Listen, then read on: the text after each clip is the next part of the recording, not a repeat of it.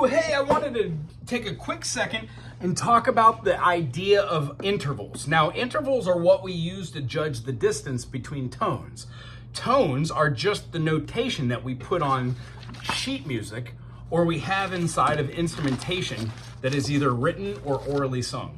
The concept behind this is when we find our C, give me a solid do do do do, and we go to any grouping of these two black notes and wherever they may lie, even if they lie down here. When we go down a half step from those two, find the first black one and go down a half step. So right here, going down, wonderfully done. What we do is we find our C. Now this isn't major nor minor, it's just a note. It's only major or minor if we add another note as a harmony. Now here's the grand takeaway. If we play C to a C, that's not a harmony, that's a unison. No matter where we put that C and C, it will judge where our octaves are. And there are 12 notes in between C and C. C goes to C sharp, which is a minor second.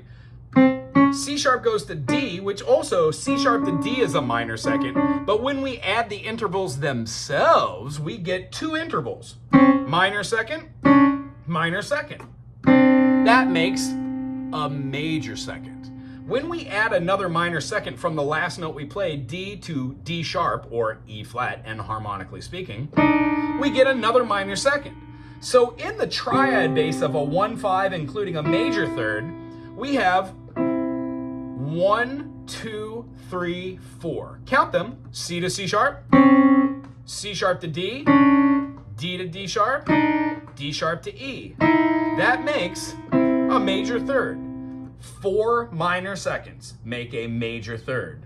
When we remove one of those minor notes, it goes down to a minor third. So when we have our harmonies that look like they go everywhere all over the piano, some of them are not perfect fifths or perfect fourths, which would be our 1 and 5. Same thing we talked about, 1, 2, 3, 4, 5. Perfect fifth, the G major in a C major is where all the tension of all the chords goes.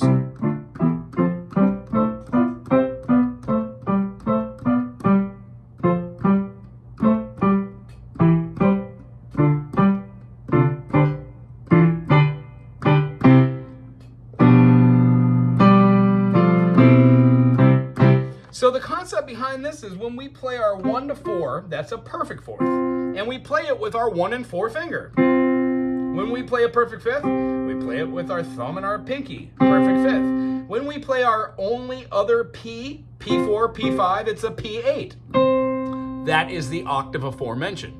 This can be done in every single octave. C1 to C2 is octave 1, C2 to C3 is octave 2, so on and so forth, all the way up. A major triad is a 1-3-5. It is made by adding 1, 2, 3, 4, 5, 6, 7 minor seconds for a fifth, and 1, 2, 3, 4 minor seconds for a major third. If you want to see the distance between the third of the note and the fifth, it would be 1, 2, 3 minor. So a major third plus a minor third plus a perfect fourth equals a chord. High and low C. When we go to any other key, no matter what that key is, we can make them major or we can make them minor.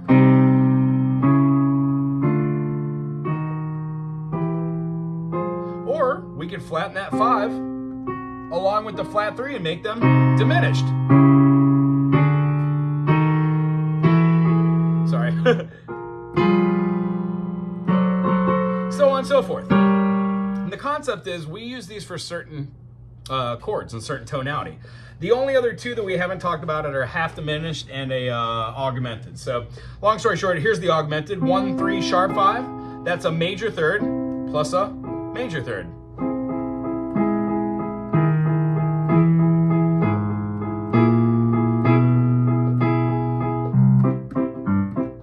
When we're playing stuff that's happy in a melody, we also can play minor scales. That was a D minor.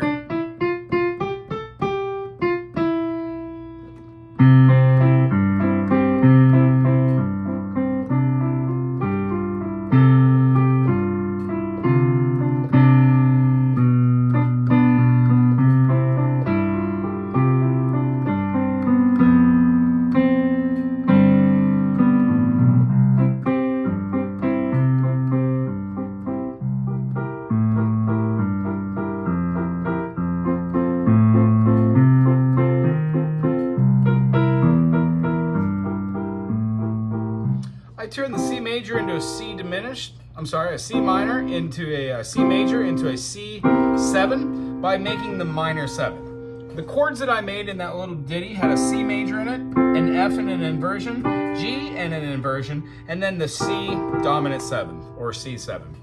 The idea behind that is when we're talking about triads and what to name something, we use that system, which I'm going to show you, so that's what you should practice this week. Major third, minor third, perfect fourth. C to E, E to G, G to C. That is how we go from one point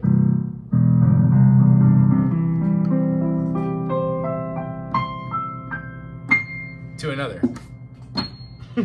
So we should learn how major, minor, diminished, and then augmented as our 4 primary, and go through the process of saying minor second, major second, minor second, minor second, minor second, minor third, minor second, minor second, minor second, minor second, major third, minor second, minor second, minor second, minor second, minor second, perfect fourth. Minor second, minor second, minor second, minor second, minor second, minor second, augmented fourth, or it can also be called a flat 5 chord. Minor second, minor second, minor second, minor second, minor second, minor second, minor second, perfect fifth. Minor second, minor second, minor second, minor second, minor second, minor second, minor second, minor second. That is going to be an augmented fifth. Minor, minor, minor, minor, minor, minor, minor, minor, minor makes a 6th. Minor, minor, minor, minor, minor, minor, minor, minor, minor makes a minor 7th. And then our natural 7th is the B. And then a perfect 8th. 1, minor second, major second, minor third, major third, perfect fourth, augmented fourth, perfect fifth, augmented fifth, 6th, minor 7th, major 7th, octave.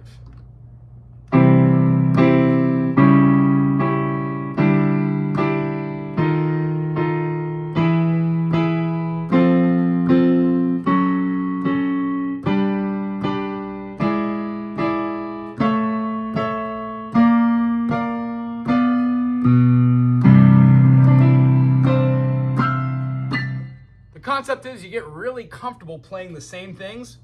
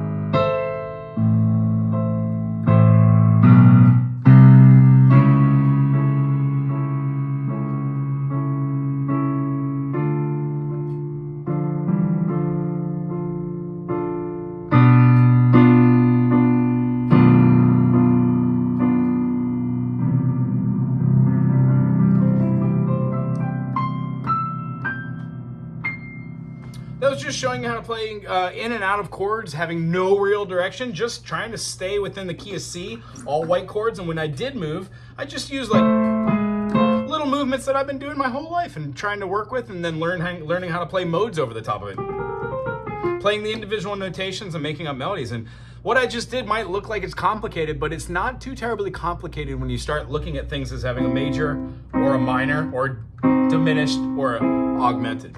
What we could do is we could also learn how to flow on a piano, and what they do is they use shell chords. As you notice, I did a lot of like holding a major over here and going, or a minor and going,